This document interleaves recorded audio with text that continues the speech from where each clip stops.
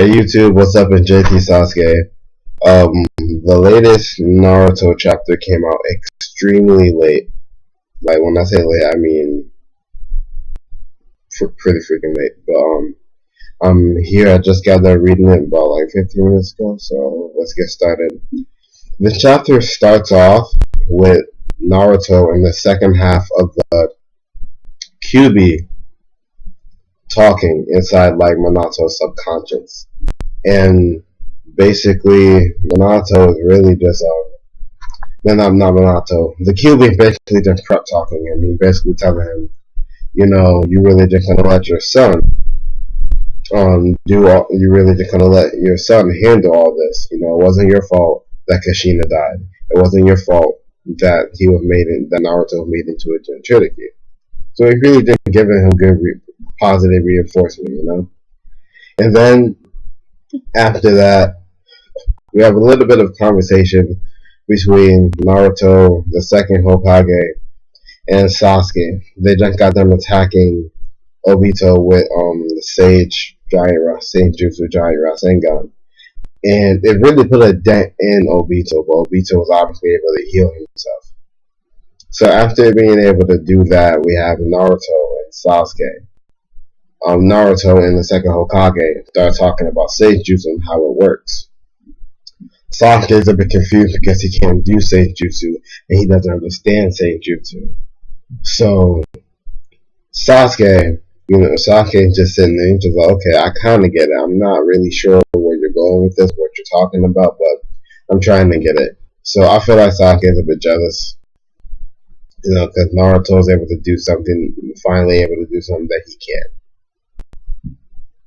So with that being said, we move on from that to and also Naruto. Naruto even said to himself when he went into Sage Mode before to sense the type of energy that the Jubi had, he felt nothing but natural energy.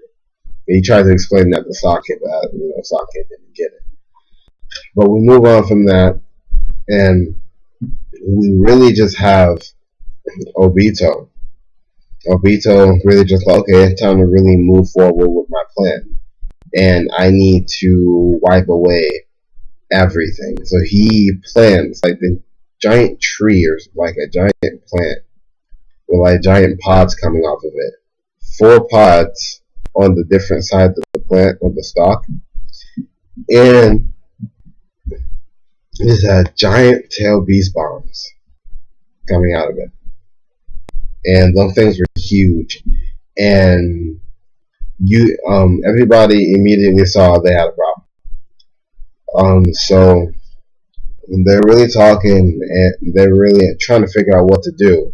And the second Hokage was like, the only way we're going to be able to do this is if me and the 4th Hokage teleport these away. But we could probably only do 2 at a time, which means that, if they get hit by those tail beast bombs, it's done. It's over. Because, any jutsu that Obito does now can just completely eradicate Edo Sensei.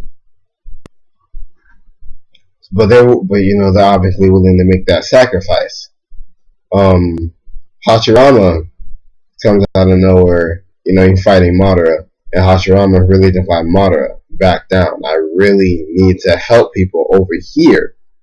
And Madara is just like, I don't care what Edo Tensei. Our bodies just come back via Edo Tensei if there's nothing to worry about. Madara obviously doesn't know that Obito has the power to cancel out the Edo Tensei effects. So he continued fighting Madara, and Hashirama is literally just like, okay, all we need to do is find a way to change the trajectory, and send them towards the ocean. So by doing that, they'll probably save everybody. Maybe kill a couple people in the process, but save everybody for the most part. Obito just like, oh, no, I don't think so. And he encases everybody, even himself, in a barrier. Now, this right here, it made me think, like, Obito, you're encasing yourself in a barrier, so wouldn't you be killed too? But then he's just casting, I'm pretty sure, his own jutsus. He can cancel them out if they were to hit himself. So. But he encased everybody in the barrier, and the four-tailed beast bombs are coming out, so nobody is able to escape. And Shikamaru trying to figure out something to do, but he can't. All the other fodder shinobi and talking about, oh my god, we're gonna die, and I'm just like, yeah, you are. If Naruto doesn't stop being stupid and take the other half of the Kyuubi chakra. But we actually get something like that because Naruto, like, hey pops, I have an idea. I don't know if it'll work, but fist bump me. So they fist bump, and Naruto was half of the Kyuubi, and Minato's half of the Kyuubi end up seeing each other. And when they do that, they have a little conversation, and it was like the funniest mini conversation ever. Just, hey, how's my other half going? Good? Hey, could you give me part of your chakra? And Minato's half was just like, yeah, this feels weird, me begging myself for help. Very, very weird. But they end up fist bumping and giving, in the Minato's half of the Kyuubi ends up giving Naruto's half of the Kyuubi chakra. And in the meantime, Obito is just like that fellow over there, Minato, he isn't able to accomplish anything. He's had nothing but failures in his life. He couldn't even save his own subordinates. So what's he gonna do? We also find out that this battle is taking place on October 9th, because October 10th is Naruto's birthday. But it's also the day Rin died, and it's also the day Kushina died.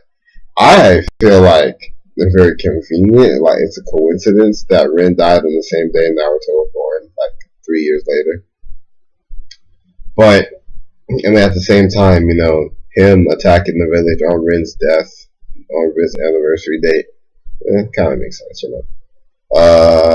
he's still a rapist for crushing on 12-year-old little girls when you're like 34.